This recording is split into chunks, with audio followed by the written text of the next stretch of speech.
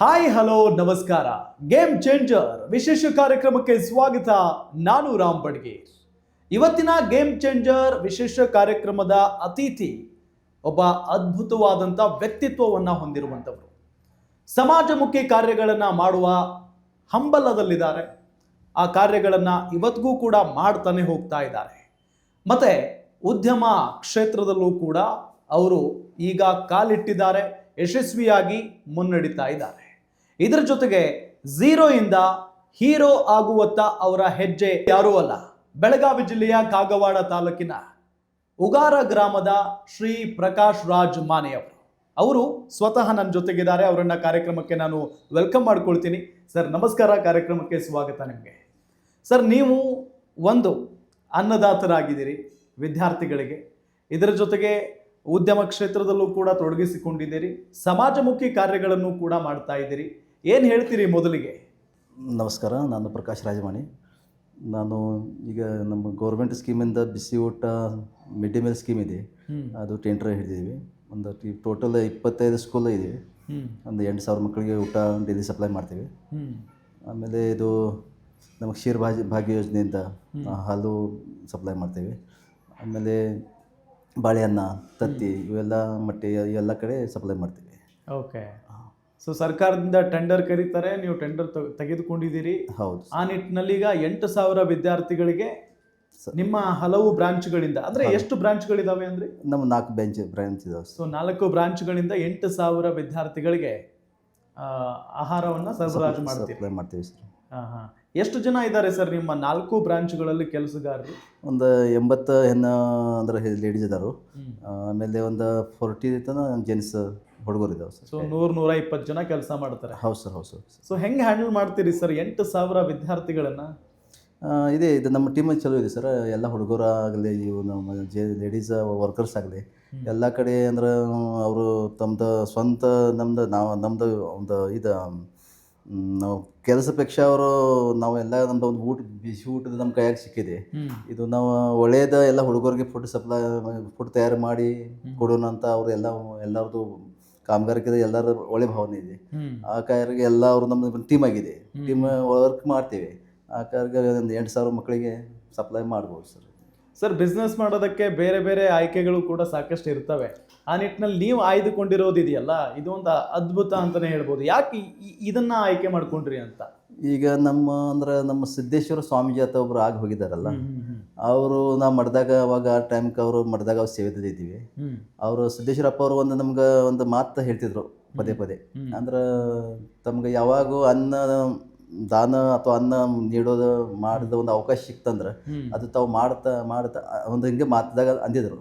ಅದೇ ಒಂದು ಹಿಂಗೆ ಒಂದು ಕೆಲವು ದಿವಸದಲ್ಲಿ ಅದು ನಮ್ಗೆ ನಮ್ಮ ಇಲ್ಲೇ ಉಗಾರದಾಗ ಫಸ್ಟ್ ಸ್ಕೂಲ್ ಸಿಕ್ಕಿದೆ ಬಿಸಿ ಊಟ. ಅಂದ್ರೆ ಆ ಸಿಕ್ಕನ ಅನ್ನೋದು ಒಂದು ಟೆಂಡರ್ ಹಕ್ಕನ್ನು ಪಾಸ್ ಆಗೋಣ ಅಲ್ಲಿಂದ ಒಂದು ಸ್ಕೂಲ್ ಹಿಡ್ಕೊಂಡು ಈಗ ಟೋಟಲ್ 25 ಸ್ಕೂಲ್ ಆಗಿದೆ. ಅಂದರೆ ಅಪ್ಪ ಅವ್ರದ್ದು ಒಂದು ಆಶೀರ್ವಾದ. ಮತ್ತು ನಾವು ಒಟ್ಟು ಎಲ್ಲ ಮಂದಿ ಎಲ್ಲ ಚಲೋ ಮಂದಿ ಎಲ್ಲ ನಮ್ಮ ಬೆಂಬಲ ಇದ್ದಾರೆ. ಆ ಥರ ನಾವು ಹಂಗೆ ಒಂದೊಂದು ಸ್ಟೆಪ್ ಮುಂದೆ ಹಾಕೋತ್ ಹೊಂಟಿವಿ. ಈಗ ಇಷ್ಟೇ ನಾವು ಸ್ವಲ್ಪ ಈ ಕಡೆ ಎಲ್ಲ ಮಹಾರಾಷ್ಟ್ರ ಬಾರ್ಡ್ರ್ ಅಲ್ಲ, ಈಗ ನಮ್ಮ ಶಿಕ್ಷಣ ಅದು ಮರಾಠಿಯಾಗಿದೆ. ಆದರೆ ಕನ್ನಡ ಮಾತಾಡೋದು ಸ್ವಲ್ಪ ಅಂದ್ರೆ ಸ್ಪಷ್ಟ ಭಾಷೆ ಅಷ್ಟ ಇದ್ದಾರೆ, ಆದರೆ ನಾವು ಮಾತಾಡ್ತೀವಿ. ಓಕೆ. ಸೊ ಈಗ 8,000 ವಿದ್ಯಾರ್ಥಿಗಳು ಅಂತ ಅಂದರೆ ಎಷ್ಟು ಶಾಲಾ ವಿದ್ಯಾರ್ಥಿಗಳು, ಎಷ್ಟು ಶಾಲೆಗಳಿದೆ? ಟೋಟಲ್ 25 ಸ್ಕೂಲ್ ಇದೆ ಸರ್. 25 ಸ್ಕೂಲ್ಗಳು. ಹೌದು ಸರ್.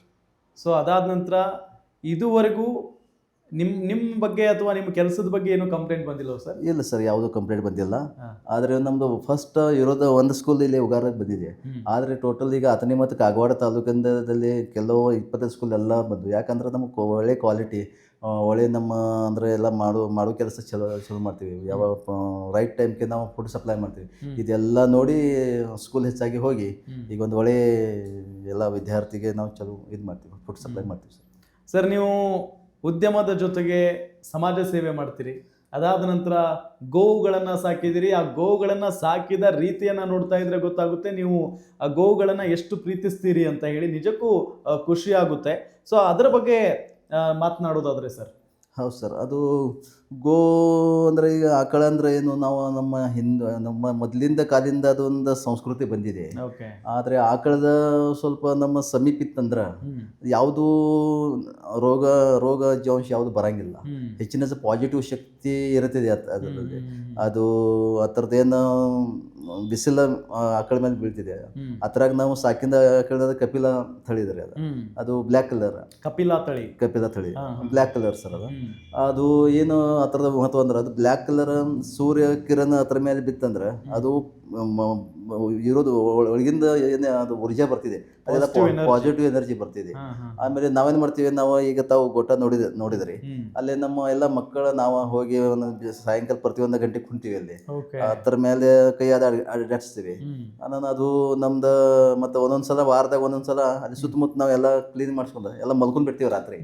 ಅಂದ್ರೆ ಯಾವುದು ನಾವು ಮಲ್ಕೊಂಡ್ ಬಿಟ್ಟಂದ್ರೆ ಬೆಳಿಗ್ಗೆ ನಾವು ನೋಡಿ ಶ್ವಾಸ ನೋಡ್ತಂದ್ರೆ ಅದೊಂದು ಎನರ್ಜಿ ಬೇರೆನೇ ಬರ್ತಿದೆ. ಅದಕ್ಕಾಗಿ ನಾವು ಅದು ಮನ್ಯಾಗ ನಾವು ಇರೋಕ್ಕಿಂತ ಮೊದಲನೇ ಪಕ್ಷ ಅದು ಸ್ವಲ್ಪ ಸ್ಟ್ಯಾಂಡರ್ಡ್ ಮಾಡಿ ಚಲೋ ಮಾಡಿ ಅಲ್ಲೇ ನಾವು ಅಂದ್ರೆ ಸಾಯಂಕಾಲ ಹೋಗಿ ಒಂದು ಹಾಫ್ ಆನ್ ಅವರ್ ಅದಕ್ಕೆ ಕಳಿತೀವಿ. ಮತ್ತು ಯಾವುದು ಆ ಕಡೆಯಿಂದ ಶುಗರ್ BP ಇವು ಹಾರ್ಟ್ ಅಟ್ಯಾಕ್ ಇವು ಪ್ಯಾರಲೈಸ್ ಅದಕ್ಕೆ ಯಾವುದು ಆಗಂಗಿಲ್ಲ. ಅಂದ್ರೆ ಅದೇ ಸಮೀಪ ಇತ್ತಂದ್ರೆ ಅದು ಮುಂದಿನ ಆಗೋದು ಚಾನ್ಸಸ್ ಎಲ್ಲ ಅಂದ್ರೆ ಆಗಂಗಿಲ್ಲ, ಅವೆಲ್ಲ ಫೇಲ್ ಆಗ್ತವೆ. ಮತ್ತು ಅಂದ್ರೆ ಆ ಕಡೆ ಮತ್ತೊಂದೇ ರೀ, ನಾವು ಆಕಳ ಸಾಕ್ರಿ ಅದು ಮಾಡ್ರಿ ಇದು ಮಾಡ್ರಿ ಜನರಿಗೆ ಹೇಳೋದ, ನಾವು ಸ್ವಂತ ಮಾಡಿ ತೋರ್ಸೋದ. ಅಂದ್ರೆ ಎಲ್ಲರೂ ಈಗ ಈ ಥರ ಮಾಡೋಣ, ಎಲ್ಲ ಭಾಳ ದೂರಿಂದ ಬಂದು ನೋಡಕತ್ತಾರ, ಈ ಥರ ಯಾಕೆ ಮಾಡಿದ್ರು ಎಲ್ಲ ಪ್ರಶ್ನೆ ಕೇಳ್ತಾರ. ನಾವು ಹೇಳ್ತೀವಿ ಆರೋಗ್ಯ ಸಂಬಂಧ ಚಲೋ ಇದೆ, ಪಾಸಿಟಿವ್ ಊರ್ಜೆ ಆಗ್ತಿದೆ. ಮತ್ತು ನಾವು ಎಲ್ಲೇ ಹೊರಗೆ ಹೋಗ್ಬೇಕಂದ್ರೆ ಮೊದಲು ಹೋಗಿ ಆಕಳ ದರ್ಶನ ಮಾಡಿಸ್ಕೊಂಡು ನಾವು ಹೊರಗೆ ಬೀಳ್ತೇನೆ. ಅದಕ್ಕಾಗಿ ನಂದು ಯಾವುದು ಕೆಲಸ ಆಗಲಿ ಏನಾಗಲಿ ಅಂದ್ರೆ ಒಟ್ಟು ಅದು ಎಲ್ಲ ಪಾಸಿಟಿವ್ ಹಾಕೋದು ಹೊಂಟಿದೆ. ಸರ್, ನೀವು ನಂಬಲ್ಲ, ಎಷ್ಟೋ ಜನರಿಗೆ ಇರೋದಕ್ಕೆ ಮನೆಗಳೇ ಇರಲ್ಲ, ಆದರೆ ನೀವು ಗೋವುಗಳಿಗೇನೆ ಅಂತ ಹೇಳಿ ಒಂದು ಅದ್ಭುತವಾದಂಥ ಕಟ್ಟಡ ಕಟ್ಟಿದ್ದೀರಿ. ನೋಡೋಕ್ಕೆ ಖುಷಿ ಆಗುತ್ತೆ. ನಿಮಗೆ ಆ ಪರಿಕಲ್ಪನೆ ಬಂದಿದ್ದು ಯಾಕೆ ಅಂತ? ಅದು ಮೊದಲ ಏನೋ ಒಂದು ವರ್ಷ ಹಿಂದೆ ಕಾಲಿಂದ ಅದು ಒಬ್ರು ಹಿಂಗೆ ಗುರುಗಳ ಅಂದ್ರೆ ಆಕಳ ಬದ್ದೆಲ್ಲ ಮಾಹಿತಿ ಹೇಳಿದರು. ಆಯ್ತು, ಅದು ಹೇಳ್ತಾರೋ ಎಲ್ಲರೂ ಹೇಳ್ತಾರೋ ಕೇಳ್ತಾರೋ, ನಾವು ಕೇಳ್ತೀವಿ ಎಲ್ಲ ಮಾಡ್ತೀವಿ. ಆದರೆ ಅದು ಆಚರಣೆ ಮಾಡಬೇಕಲ್ಲ. ಆಚರಣೆ ಮಾಡಿಸಿ ಈಗ ಯಾವ ಥರ ಒಂದು ಎಲ್ಲರೂ ಆಕಳ ಕಟ್ತಾರೋ, ಎಲ್ಲ ಸಾವಿರಾರು ಆಕಳ ಇರ್ತಾರೋ.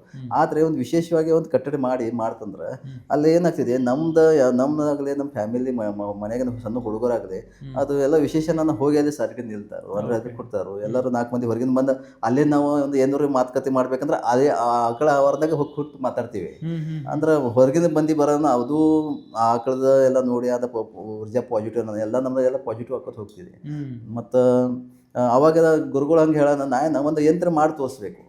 ಈಗ ಕೆಲವು ನಮ್ಮ ಹೊಸ ಪೀಳಿಗೆ ಏನಾಗಕತ್ತಿದೆ, ಇವು ಆಕಳ ಇವು ಸೆಗಣಿ ಅದು ಗೋಮೂತ್ರ ಎಲ್ಲ ಬೇಡ ಹಿಂಗೆ ಸ್ವಲ್ಪ ತಿಳ್ಕೊತಾರು. ಆದ್ರೆ ಈಗ ನಾವು ಈ ಥರ ಮಾಡಿ ತೋರ್ಸಂದ್ರೆ ಈಗ ನೋಡಿ ಕೆಲವು ಮಂದಿ ಮತ್ತು ನಾವು ಭೀ ಹಿಂಗೂ ಮಾಡಬೇಕು, ಹಿಂಗೆ ಕೆಲವು ಮಂದಿ ಮನಸ್ಸಾಗ ಬರಾಕತ್ತಿದೆ.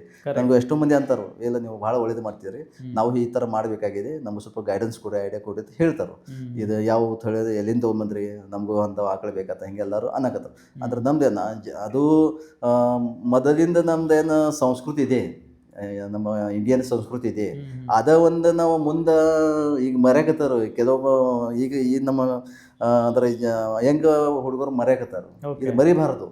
ಅವ್ರಿಗೆ ಇದು ಒಂದು ಈ ತರ ನಾವು ಮಾಡಿ ತೋರಿಸ್ತಂದ್ರ ಅವ್ರಿಗೆ ಒಂದು ಈ ತರ ಮಾಡ್ಬೇಕಂತ ಅಂತ ಒಂದು ಭಾವನೆ ಬರ್ತಿದೆ. ಗೋಗಳ ಸಾಕಣೆ ಆಗಲಿ ಅಂತ ಒಂದು ಭಾವನೆಯಿಂದ ಈ ತರ ಕಟ್ಟಿದ್ದೀವಿ. ಓಕೆ.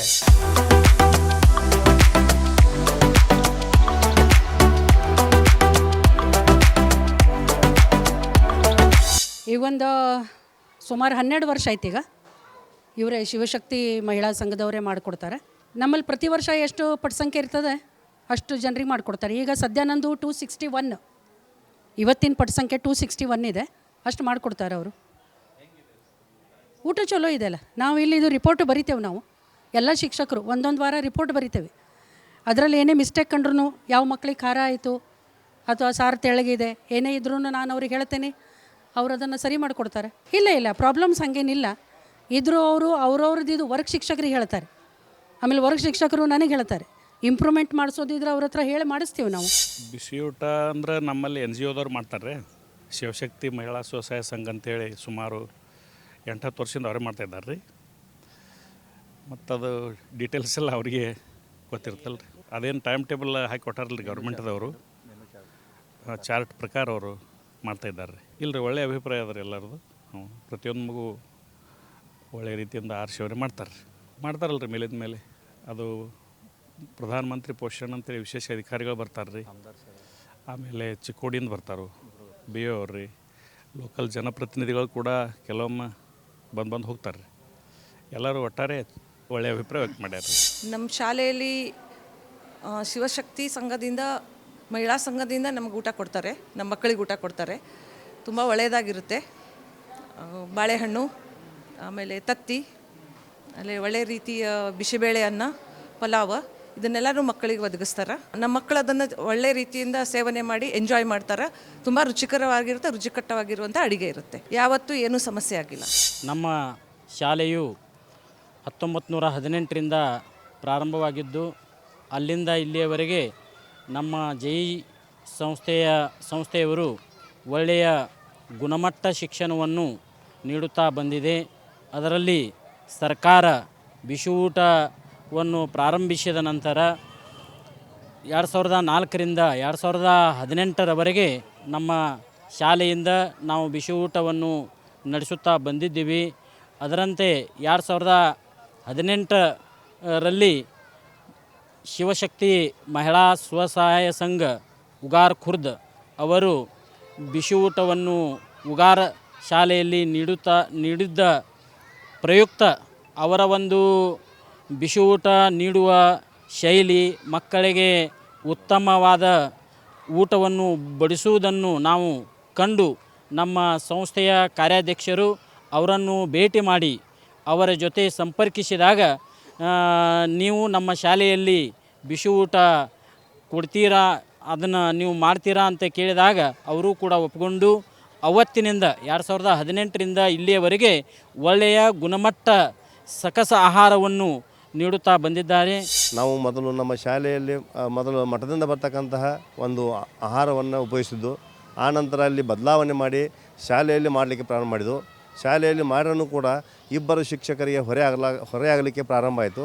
ಆ ದೃಷ್ಟಿಯಿಂದ ನಾವು 2018ರಲ್ಲಿ ಈ ಜೆ ಹೈಸ್ಕೂಲ್ನಲ್ಲಿ ಈ ಶಿವಶಕ್ತಿ ಮಹಿಳಾ ಸ್ವಸಹಾಯ ಸಂಘದವರು ಒಂದು ಬಿಸಿ ಊಟವನ್ನು ಕೊಡ್ತಾ ಇರೋದನ್ನು ನೋಡಿಕೊಂಡು ಅಲ್ಲಿರ್ತಕ್ಕಂಥ ಒಂದು ವ್ಯವಸ್ಥೆಯ ಗುಣಮಟ್ಟದ ಒಂದು ಆಹಾರವನ್ನು ಕೊಡ್ತಾ ಇರೋದರಿಂದ ನಮ್ಮಲ್ಲೂ ಕೂಡ ಈ ಒಂದು ಸಂಸ್ಥೆಗೆ ನಾವು ಒಪ್ಪಿಸಬೇಕಂತ ನಮ್ಮ ಕಮಿಟಿಯವರು ನಿರ್ಧಾರ ಮಾಡಿದಾಗ, ಆ ಕಮಿಟಿಯವರ ನಿರ್ಧಾರದಂತೆ ನಾವು ಕೂಡ ಅವರಿಗೆ ಈ ಒಂದು ಸಂಸ್ಥೆಗೆ ಮಹಿಳಾ ಶಿವಶಕ್ತಿ ಸಂಸ್ಥೆಗೆ ನಮ್ಮ ಶಾಲೆಯ ಬಿಸಿ ಊಟವನ್ನು ಅವರಿಗೆ ಒಪ್ಪಿಸಿಕೊಡಲಾಗಿದೆ.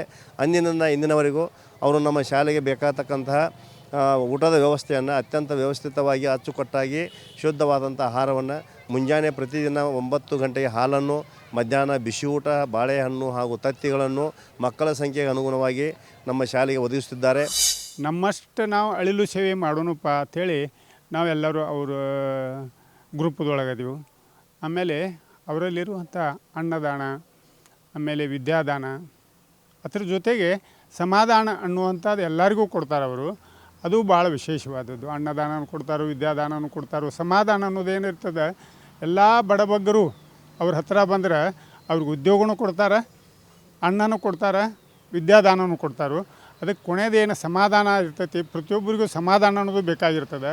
ಸಮಾಜದೊಳಗೆ ಎಷ್ಟೋ ಜನ ಆರ್ಥಿಕವಾಗಿ ಅಥವಾ ಇನ್ನುಳಿದ ಪ್ರಭಾವಕ್ಕೆ ಒತ್ತಡಕ್ಕೆ ಒಳಗಾಗಿ ಅವರ ಬದುಕು ಇನ್ನು ಮುಗಿತಪ್ಪ ಆತ್ಮಹತ್ಯೆ ಮಾಡ್ಕೋತ ಅನ್ನೋರಿಗೆ ಸಹಿತ ಅವರಲ್ಲಿಂದ ನಾವು ನೋಡೀವಿ ಕೆಲವೊಂದು ಪ್ರಯೋಗಗಳನ್ನ ಸಹಿತ ಎಷ್ಟೋ ಜನರಿಗೆ ಸೇವೆ ಮಾಡ್ಯಾರ.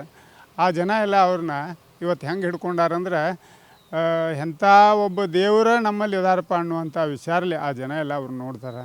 ಆಮೇಲೆ ಎಷ್ಟೋ ಜನರಿಗೆ ಇಲ್ಲಿ ನಮ್ಮ ಸಮೀಪದ ಯಾವುದೇ ಒಂದು ಸೇವೆ, ವನಮಹೋತ್ಸವ ಇರಲಿ ಅಥವಾ ಆಧ್ಯಾತ್ಮಿಕ ಕಾರ್ಯಕ್ರಮ ಇರಲಿ, ಜಾತ್ರೆ ಇರಲಿ ಅಥವಾ ರಾಷ್ಟ್ರೀಯ ಭಾವೈಕ್ಯತೆ ಹೊಂದಿರುವಂಥ ಕಾರ್ಯಕ್ರಮಗಳು ಇರಲಿ ಅಥವಾ ಯಾವುದೇ ರೀತಿಯ ಕ್ರೀಡಾಕೂಟಗಳು ಇರಲಿ, ಇನ್ನಿತರ ಕಾರ್ಯಕ್ರಮಗಳಿಗೆ ಸಹಿತ ಯಾವುದೇ ರೀತಿಯ ತೊಂದರೆ ಆಗದಂಥ ಅನ್ನದಾನ ಒಂದು ಮಾಡ್ತಾರೆ. ಒಂದು 8-9 ವರ್ಷ ಆಯ್ತು ಇವ್ರ ಕಡೆ ಕೆಲಸಕ್ಕೆ ಅದವ್ರೆ.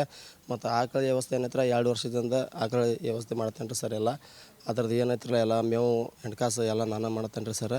ಮತ್ತು ಇಷ್ಟು ದಿವಸ ಆದ್ರಿ ಮದುವೆ ಆಗ್ಲಾಗೈತೆ ರೀ. ನಾನು ಮದುವೆ ಆಗೈತೆ ಅನ್ನ ಸರ್ ಕಂಡ ಭಾಳ ಹುಡುಗಿ ನೋಡಿರಿ. ಹುಡುಗಿ ನೋಡಿ ಸಾಕಾಯ್ತು ಸರ್. ಮತ್ತು ಇದೇನು ಆಕಳದ ವ್ಯವಸ್ಥೆ ಮಾಡ್ತೇನೆ ರೀ. ಆವಾಗಿಂದ ಒಂದು 6 ತಿಂಗಳೇ ಸರ್ ಮದುವೆ ಆಯ್ತು ರೀ. ಮದುವೆ ಆಗೋಣ ಸರ್ ಎಲ್ಲ ಈ ಆಕಳದ ವ್ಯವಸ್ಥೆ ಮಾಡಿದ್ರೆ ಎಲ್ಲ ಚಲೋ ಆಗೈತೆ ರೀ. ಅದಕ್ಕೆ ಮೇವು ಹಾಕ್ತೇನೆ ರೀ, ಮೇವು ಸರ. ಮತ್ತು ಹಿಂಡಿ ಹಾಕ್ತೇವೆ ರೀ, ಏನು ಟೈಮಿಂಗ್ ಸರಿ ನೀರು ಕುಡಿಸ್ತೀವಿ ರೀ ಎಲ್ಲ ಸರ ಅಂತ ಏನು ವ್ಯವಸ್ಥೆ ಐತ್ರ ಎಲ್ಲ ಸರ್ ಆ ಥರದ್ದೆಲ್ಲ 3 ಹೊತ್ತು ಕ್ಲೀನ್ ಮಾಡ್ತೇವೆ ಸರ್. 3 ಹೊತ್ತು ಕ್ಲೀನ್ ಮಾಡ್ತೇನೆ ರೀ, ಬೆಳಗ್ಗೆ ಮಧ್ಯಾಹ್ನ ಸಾಯಂಕಾಲ ಸರ್ ಬಂದು ಕ್ಲೀನ್ ಮಾಡಿ ಹೋಗ್ತೇನೆ ರೀ ಸರ್. ಅದು ಇವ್ರ ಕಡೆ ಬಂದಾಗಿಂದ ಅನುಕೂಲ ಆಗೈತೆ ರೀ, ನಮ್ಗೆ ಎಲ್ಲ ಥರ ಅನುಕೂಲ ಮಾಡಿಕೊಟ್ಟಾರೆ ರೀ, ಮಾಲಕರು ಚಲೋ ಅದಾರೆ ಸರ್.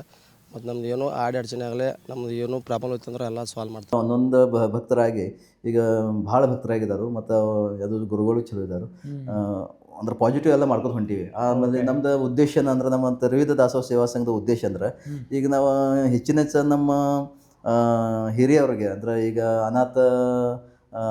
ಅನಾಥಾಶ್ರಮ ಅಂತೀವಲ್ಲ, ವೃದ್ಧಾಶ್ರಮ ಅನಾಥಾಶ್ರಮ ಇವೆಲ್ಲ ವೃದ್ಧಾಶ್ರಮದಲ್ಲಿ ಏನು ಇವು ಹಿರಿಯರು ಇರ್ತಾರೆ ನೋಡ್ರಿ, ಅವ್ರಿಗೆ ನಾವು ಏನೋ ಕಟ್ಟಡ ಒಂದು ಬಿಲ್ಡಿಂಗ್ ತೊಗೊಂಡು ಕಟ್ಟಡ ಮಾಡೋದು ಜಾಗ ತೊಗೊಂಡು ಕಟ್ಟಡ ಮಾಡಬೇಕಾಗಿದೆ, ನಾವು ಸ್ವಲ್ಪ ಟೈಮ್ ಕೊಡಬೇಕು. ಈಗ ನಾವೇನು ಮಾಡ್ತೀವಿ ಅಲ್ಲಿ ಎಲ್ಲಿ ಈಗ ಊರ್ದ ಮಂದಿಗೆ ನಮ್ಗೆ ನಾವು ಫೋನ್ ನಂಬರ್ ಕೊಟ್ಟು ಬಂದಿರ್ತೀವಿ, ನಿಮ್ಗೆ ಏನೋ ಸಮಸ್ಯೆ ತಂದ್ರೆ ಅಡಿಗೆ ಊಟದಾಗಲಿ ದವಾಖಾನೆ ಒಯ್ಯೋದಾಗಲಿ ಯಾವುದು ನಿಮ್ಗೆ ಅಂದ್ರೆ ಅವ್ರಿಗೆ ಮಕ್ಕಳ ದೂರ ಇರ್ತಾರೋ ಅಂಥವ್ರಿಗೆ ನಿಮ್ಮ ಒಂದು ಫೋನ್ ಮಾಡಿರಿ, ನಾವು ಡೈರೆಕ್ಟ್ ನಿಮ್ಗೆ ಗಾಡಿ ಕಳಿಸಿ ನಮ್ಮ ಹುಡುಗರು ಕಳಿಸಿ ನಿಮ್ಗೆ ಸೇವೆ ಮಾಡ್ತೀವಿ ಅಂತ ಹೇಳ್ತೀವಿ. ಕೆಲವು ಭಾಳ ಮಂದಿ ಹಂಗೆ ನಮ್ಗೆ ಹೆಲ್ಪ್ ತಗೋತಾರೆ ಸರ್, ತಗೊಂಡು ನಾವು ಇಷ್ಟೇ ನಾವೆಲ್ಲ ಹೆಲ್ಪ್ ಮಾಡ್ತೀವಿ, ಆದರೆ ಅದು ನಾವು ಎಲ್ಲಿ ನಾವು ಮಾಡಿದೀವಪ್ಪ ಅಂತ ಯಾವ ಮುಂದೆ ಹೇಳಂಗಿಲ್ಲ, ಅಲ್ಲೇ ನಾವು ಮರಿತೀವಿ. ಮತ್ತು ಅವರು ಎಲ್ಲರೂ ಅವ್ರಿಂದ ಹಿರಿಯವ್ರದ್ದು ಆಶೀರ್ವಾದ ನಮ್ಮ ಮೇಲೆ ಬರ್ತಿದೆ, ಅದು ಮಾಡ್ಕೊತ ಹೊಂಟಿವಿ. ಸೊ ಈಗ ನೀವು ಮಠ ಕಟ್ಟಿರೋದು ಜನರ ನೆಮ್ಮದಿಗಾಗಿ, ಅಂದ್ರೆ ಜನ ಬಂದು ತಮ್ಮ ಸಮಸ್ಯೆಗಳನ್ನ ಹೇಳ್ಕೊಂಡ್ರೆ, ಜನ ಬಂದು ಆ ಮಠದಲ್ಲಿ ಕೂತ್ಕೊಂಡ್ರೆ ಅವ್ರಿಗೊಂದು ಸ್ವಲ್ಪ ನೆಮ್ಮದಿ ಸಿಗ್ಲಿ ಅನ್ನೋ ಕಾರಣಕ್ಕಾಗಿ. ಸೊ ಒಳ್ಳೆ ಗುಣ ಸರ್, ನಿಜಕ್ಕೂ ಖುಷಿ ಆಗ್ತಿದೆ. ಹೌದು ಸರ್. ಈಗ ಮತ್ತೊಂದೇನು ಸರ್, ಈ ಬಡ ಮಕ್ಕಳಿಗೆ ಏನಾಗ್ತಿದೆ ಸರ್, ಅವ್ರಿಗೆ ವಿದ್ಯಾಭ್ಯಾಸ ಕಲಿಸ್ಬೇಕಂದ್ರೆ ಅವ್ರ ಕಡೆ ಸ್ವಲ್ಪ ಆರ್ಥಿಕ ಸಮಸ್ಯೆ ಇರೋ ಕಾರಣ ಅಂಥವ್ರು ಕೆಲವು ನಮ್ಮ ಕಡೆ ಬರ್ತಾರೋ, ನಾವು ಏನಿಲ್ಲ ಅವ್ರದ್ದು ಎಲ್ಲ ವಿದ್ಯಾಭ್ಯಾಸದ ಎಲ್ಲ ಸ್ವಲ್ಪ ಏನು ಫೀಸ್ ಅದ ಎಲ್ಲ ಅರ್ವಿ ಅದ ಎಲ್ಲ ಕೊಟ್ಟು ಅವ್ರದ್ದು ಒಂಥರ ಬಡ ಹುಡುಗರಿಗೆ ಹೆಚ್ಚಿನ ಅವ್ರಿಗೆ ಶಿಕ್ಷಣ ಆಗಲಿ ಆ ಥರ ನೋಡಕತ್ತೀವಿ ಸರ್ ನಮ್ಮ ಸಂಸ್ಥೆ ವತಿಯಿಂದ. ಸರ್ ಆಶ್ಚರ್ಯ ಆಗ್ತಾ ಇದೆ, ಈಗ ಒಂದಿಷ್ಟು ಬಿಸ್ನೆಸ್ ಮೆನ್ಗಳು ಎಷ್ಟೇ ದುಡಿದ್ರೂ ಕೂಡ ದುಡ್ಡು ಬಿಚ್ಚಲ್ಲ, ಆದರೆ ನೀವು ಇತ್ತ ಅನ್ನದಾಸೋಹ ಮಾಡ್ತಾ ಇದ್ದೀರಿ, ಇತ್ತ ಶಿಕ್ಷಣಕ್ಕೆ ಹೆಲ್ಪ್ ಮಾಡ್ತಾ ಇದ್ದೀರಿ, ಬಡ ವಿದ್ಯಾರ್ಥಿಗಳಿಗೆ ವೃದ್ಧಾಶ್ರಮಕ್ಕೆಲ್ಲ ನೀವು ಊಟ ಸಪ್ಲೈ ಮಾಡ್ತಾ ಇದ್ದೀರಿ. ಹೆಂಗೆ ಬಂತು ಸರ್ ಈ ಮನಸ್ಥಿತಿ? ಅಂದರೆ ಯಾವ ಉದ್ದೇಶಕ್ಕಾಗಿ, ಅಥವಾ ಇದನ್ನು ಮಾಡಬೇಕಪ್ಪ ಅಂತ ಮುಂಚೆಯಿಂದನೂ ನಿಮಗೆ ತಲೆಯಲ್ಲಿ ಇತ್ತ ಅಂತ? ಅದು ಏನು ಸರ್, ನಮ್ದು ಮೊದಲಿಂದ ಬೆಳಗಿಂದ ನಮ್ಮ ಫ್ಯಾಮಿಲಿ ಆಗಲಿ ನಮ್ಮ ಮೊದಲಿಂದ ಬಡತನದಿಂದ ಬಂದೀವಲ್ಲ, ಆ ಬಡತನ ಏನಿದೆ ಅದು ನಾವು ಅಲ್ಲಿ ನೋಡಿ ಬಂದಿದ್ದೀವಿ. ಈಗ ಒಂದು ದೇವರನ್ನು ಅನುಕೂಲ ಮಾಡಿ ಇದೊಂದು ಕಾಲ ಕೊಟ್ಟಿದ್ದ, ಈ ಕಾಲ 4 ರೂಪಾಯಿ ಮಾಡಬಹುದು, ಆದರೆ 4 ರೂಪಾಯಿ ಮಾಡಿ 4 ರೂಪಾಯಿ ಮಾಡಿಸ್ಕೊಂಡು ನಾಳೆ ಅದು ಏನು ಹುಡುಗರು ಏನು ಮಾಡಿದ್ರೆ ಗೊತ್ತಾಗ್ತಾ ಇಲ್ಲಲ್ಲ. ಆದರೆ ನಾವು ಮನುಷ್ಯ ಬಳ ನಾವು ಹೆಚ್ಚಿಗೆ ಮಾಡಬೇಕು ಅಂದ್ರೆ ಮನುಷ್ಯರಿಗೆ ಹೆಲ್ಪ್ ಮಾಡಿಸಿ ಅವ್ರು ಎಲ್ಲರ ಜೊತೆ ನಮ್ಮ ಹೊಂದಾಣಿಕೆ ಮಾಡಿಸ್ಕೊಂಡು ಇರೋದ ಅಂದ್ರೆ ಬಟ್ ದುಡ್ಡು ಪೇಕ್ಷೆ ನಾವು ಮಾನವೀಯತೆಯಿಂದ ಬದುಕೋದು ನಾವು ವಿಚಾರ ಮಾಡಿದ್ವಿ ಸರ್. ಸೊ ಮಾನವೀಯತೆಯಿಂದ ಬದುಕೋದೇ ನಿಮ್ಮ ಉದ್ದೇಶ? ಹೌದು ಸರ್, ಅಷ್ಟೇ.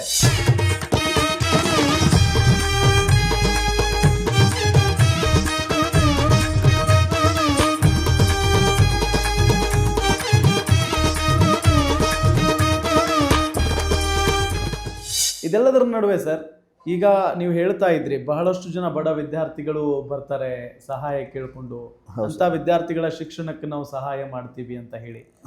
ನಿಮಗೆ ನೆನಪಿರುವಂಗೆ ಈಗ ಇದುವರೆಗೂ ಎಷ್ಟು ವಿದ್ಯಾರ್ಥಿಗಳಿಗೆ ಸಹಾಯ ಮಾಡಿದಿರಿ?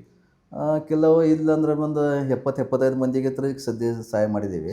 ಆದರೆ ನಮ್ಮದು ಏನು ಸ್ವಭಾವ ಅಂತ ಸರ, ಒಂದ್ಸಲ ಮಾಡ್ತಂದ್ರೆ ಆ ಕಡೆ ನಾವು ಮಾಡಿದೀವತ್ತು ಯಾರಿಗೆ ಹೇಳೋದು ಇಲ್ಲ. ಯಾಕಂದ್ರೆ ಕೆಲವು ಬಡವ ಫ್ಯಾಮಿಲಿಯವ್ರಿಗೆ ನಾವು ಹೆಲ್ಪ್ ಮಾಡ್ತಂದ್ರೆ ಅವ್ರಿಗೆ ಒಂದು ಇದಾಗ್ತಿದೆ ಅಂದ್ರೆ ಅವ್ರ ಕಡೆ ಹೆಲ್ಪ್ ತೊಗೊಂಡಿವಪ್ಪ ಮತ್ತು ಅವ್ರು ಹೇಳ್ತಾರೆ ಅನ್ನೋ ಹಿಂಗೆ ಅವ್ರ ಒಂದು ಅಂಜಿಕೆ ಇರ್ತಿದೆ, ಅದು ನಾವು ಒಟ್ಟು ಮಾಡಂಗಿಲ್ಲ. ಯಾಕಂದ್ರೆ ಅದು ಯಾರಿಗೆ ಮಾಡಿದೀವೋ ಅದು ಹೇಳಂಗಿಲ್ಲ. ಯಾವ ಥರ ಒಂದು ಹುಡುಗ ಹೆಸರು ನಾವು ಯಾವಾಗ ಯಾರ ಮುಂದೆ ಹೇಳಂಗಿಲ್ಲ, ಮಾಡೋದು ಮರ್ತು ಬಿಡೋದು. ಮತ್ತು ನಾವು ಬೇರೆಯವ್ರಿಗೆ ಹೇಳೋದಿಲ್ಲ ಅವ್ರಿಗೆ ಹೆಲ್ಪ್ ಮಾಡಿದೀವಿ ಅವ್ರು ಅಲ್ಲಿ ಹೋದ್ರಿಗೆ. ಕೆಲವು ಮಂದಿ ನಮ್ಮ ಕಡೆಯಿಂದ ಎಲ್ಲ ಹೆಲ್ಪ್ ತಗೊಂಡ ಈಗ ಆರ್ಮಿ ಮಂದಿಗೆ ಇದಾಗಿದ್ದಾರೆ, ಅಂದ್ರೆ ಆರ್ಮಿ ಸೇರಿದಾರು. ಹೌದು, ಈಗ ಕೆಲವು ಪೊಲೀಸರ ಆಗಿದ್ದಾರೆ, ಕೆಲವು ಒಂದೊಂದು ಶಿಕ್ಷಕರು ಅಂದ್ರೆ ಈಗ B.Ed ಕಲ್ಸ್ಕೊಂಡು ಅವರು ಶಿಕ್ಷಕರಾಗಿದ್ದಾರೆ. ಹಿಂಗೆ ಒಟ್ಟು ನಮ್ಮ ಕಡೆಯಿಂದ ಎಷ್ಟು ಸಾಧ್ಯ ಅಷ್ಟು ನಾವು ಎಷ್ಟು ಆಗ್ತೈತಿ ಅಷ್ಟು ನಾವು ಮಾಡ್ಕೋತಿದ್ದೀವಿ ಸರ್. ಮತ್ತು ಈಗ ಏನು ಕೆಲವು 10ನೇ ತನಕ ಸ್ಕೂಲ್ ಬಿಟ್ಟು ಅವ್ರದ್ದು ಪರಿಸ್ಥಿತಿ ಇರೋಂಗಿಲ್ಲ, ಅವ್ರು ಏನು ಮಾಡ್ತಾರೋ ಅಂಗಡಿ ಕೆಲಸ ಹೋಗ್ತಾರೋ ಏನಾದ್ರು ಮಾಡ್ತಾರೋ. ನಾವು ಅಂಥವ್ರಿಗೆ ಏನು ಮಾಡ್ತೀವಿ, ಅಂಗಡಿ ಕೆಲಸ ಬಿಡ್ರಿ, ನೀವು ಮೊದಲು ಶಿಕ್ಷಣ ಕಲಿಯಿರಿ, ಮತ್ತು ಅವ್ರಿಗೆ ಏನು ಮುಂದಿನ ಶಿಕ್ಷಣಕ್ಕಾಗಿ ಏನು ಕೊಡೋದು ಕೊಟ್ಟು ಎಲ್ಲ ಫೀ ತುಂಬಿ ಅವ್ರಿಗೆ ಹಂಗೆ ಮುಂದೆ ಕಲಿಯೋ ಸಂಬಂಧ ನಾವು ಪ್ರೋತ್ಸಾಹ ಮಾಡ್ತೀವಿ. ಓಕೆ. ಆ ಥರ ಇಂಥ ಅವ್ರದ್ದು ಮಾಡ್ಸ್ಕೊಂಡು ಈಗ ಕೆಲವು ಹುಡುಗರು ಅಂದ್ರೆ ಅಂಗಡಿದಾಗ ಹೋಗಿ ಅಲ್ಲಿ ನಾವು ನಿತ್ಯ ಅಲ್ಲೇ ಅಂಗಡಿಯಾಗ ಕೆಲಸ ಮಾಡ್ಬೋದಾಗಿತ್ತು. ನಮ್ದು ನಾವು ಕರೆದ ಶಿಕ್ಷಣ ಸಂಸ್ಥೆ ಶಿಕ್ಷಣ ಎಲ್ಲ ಕೊಟ್ಟಿವಿ ನೋಡಿ ಸರ್. ಈಗ ಎಲ್ಲರೂ ಶಿಕ್ಷಕರಾಗಿದ್ರು, ಇವೆಲ್ಲ ಮಿಲಿಟರಿ ಹುಡುಗರಾಗಿದ್ರು, ಎಲ್ಲ ಇದೇ ಎಲ್ಲ ಹುಡುಗರಿಗೆ ಮುಂದೆ ಹಾಕಿದ್ವಿ sir. So great sir. Sir, ಈಗ ಯಾರಾದರೂ ಸಮಾಜದಲ್ಲಿ ಸಮಾಜ ಸೇವೆ ಮಾಡ್ತಾ ಇದ್ದಾರೆ ಅಂತ ಅಂದಾಗ ಒಂದು ಪ್ರಶ್ನೆ ಬರುತ್ತೆ, ಮೇ ಬಿ ರಾಜಕಾರಣಕ್ಕೆ ಸೇರೋ ಇಂಟ್ರೆಸ್ಟಲ್ಲಿ ಇರ್ತಾರೆ, ಹಾಗಾಗಿ ಈ ಸಮಾಜ ಸೇವೆ ಅಂತ ಹೇಳಿ ಮಾಡ್ತಾ ಇದ್ದಾರೆ ಅಂತ. ನಿಮಗೇನಾದರೂ ಆಸಕ್ತಿ ಇದೆಯಾ ಸರ್ ರಾಜಕಾರಣದ ಕಡೆಗೆ? ಇಲ್ಲ, ರಾಜಕಾರಣ ಸೇರ್ಬೇಕಂತ ಅಷ್ಟು ನಮ್ಗೆ ಒಟ್ಟು ಮನಸ್ಸಿಗಿಲ್ಲ. ನಮ್ದು ಒಂದೇ ಉದ್ದೇಶ, ಈ ನಮ್ಮ ಭಾರತ ಸಂಸ್ಕೃತಿ ಇದೆಯಲ್ಲ, ಭಾರತ ಸಂಸ್ಕೃತಿ ಈಗ ನಮ್ಮ ಎಷ್ಟೋ ಹಿರಿಯರು ಮಾಡ್ಕೋತ ಬಂದಾರು, ಜೋಪಾನ ಮಾಡ್ಕೋತ ಬಂದಾರು. ಮುಂದೆ ನಾವು ಇದೇ ತರ ಹೋಗ್ಬೇಕು. ಈಗ ನಾವು ಒಂದು ರಾಜಕಾರಣಿ ಆಗಾನೆಲ್ಲ ಮಾಡ್ಬೇಕು ಹಂಗನಿಲ್ಲ, ನಾವು ಒಂದು ಸಾಮಾನ್ಯ ಮನುಷ್ಯನ. ಆದ್ರೆ ನನ್ನ ಕಡೆ ಎಷ್ಟು ಆಗ್ತಿದೆ ಅಷ್ಟನ್ನ ಮಾಡ್ಬೋದಲ್ಲ. ಈಗ ನಾ ರಾಜಕೀಯ ಸೇರಿ ಮಾಡ್ಬೇಕು ಹಂಗೇನಿಲ್ಲ. ಈಗ ಮತ್ತೇನು, ಈಗ ನಮ್ಗೆ ಒಂದೊಂದೊಂದೊಂದು ಹುಡುಗರು ಎಲ್ಲ ಇವು ಕೆಲಸಕ್ಕೆ ಬಂದು ಎಲ್ಲ ಅವ್ರ ಫ್ಯಾಮಿಲಿ ಏನೋ ನೆಗೆಟಿವ್ ಪಾಸಿಟಿವ್ ಇರ್ತಿದೆ, ಅದು ನಾವೆಲ್ಲ ಸಂಭಾಳಿಸ್ಕೊಂಡು ಎಲ್ಲ ಹೋಗಿ ಹೊಂಟಿವಲ್ಲ, ಒಂದು ಸರ್ಕಲ್ ಮಾಡ್ಕೊತಿದ್ದೀವಿ. ಅಂದ್ರೆ ನಾವು ಮತ್ತೊಂದೇನು ಇಷ್ಟೆಲ್ಲ ಮಾಡ್ತಂದ್ರೆ ಭೀ ನಾವು ರಾಜಕೀಯದವ್ರಿಗೆ ನಾವು ಈ ಥರ ಮಾಡ್ತಿದ್ವಿ ಅಲ್ಲೇ ಏನು ಹೇಳಂಗಿಲ್ಲ. ಮತ್ತು ನಾವು ಯಾವುದು ಅಂದ್ರೆ ರಾಜಕೀಯ ಬದಲು ನಾವು ಹೆಸರು ಮಾಡಂಗಿಲ್ಲ. ಎಲ್ಲರೂ ಎಲ್ಲರಿಗೆ ನಾವು ನಮಸ್ಕಾರ ಮಾಡ್ಕೊಂಡು ಇರ್ತೀವಿ ಸರ್. ಅಂದ್ರೆ ನಾವು ರಾಜಕೀಯದಾಗ ಹೋಗಿ ಏನೋ ಮಾಡಬೇಕು ಅಂತ ಆಸೆ ಇಲ್ಲ, ಏನಿಲ್ಲ. ಒಟ್ಟು ರಾಜಕಾರಣಕ್ಕೆ ಎಂಟ್ರಿ ಕೊಡಲ್ಲ. ಇಲ್ಲ. ನಾವು ಅದೇನು ಸಾಮಾನ್ಯ ಬದುಕಿದೆ ಸರ್, ಅದೇ ನಾವು ಕಂಟಿನ್ಯೂ ಮಾಡೋದ. ನಮ್ಮ ಕಡೆ ದೇವರು ಎಷ್ಟು ಸಾಧ್ಯತೆ ಅಷ್ಟು ನಾವು ಹೆಲ್ಪ್ ಮಾಡ್ಕೊತ ಹೋಗೋದು. ಇನ್ನು ನಿಮ್ಮ ಕುಟುಂಬದ ಬಗ್ಗೆ ಮಾತನಾಡೋಣ ಸ್ವಲ್ಪ. ಅಂದರೆ ನೀವು ಹೇಳ್ತಾ ಇದ್ರಿ ನಮ್ಮದು ಮಿಡಲ್ ಕ್ಲಾಸ್ ಫ್ಯಾಮಿಲಿ, ನಮ್ಮ ತಂದೆ ತಾಯಿ ಎಲ್ಲ ಕೃಷಿಕರು ಅಂತ ಹೇಳಿ.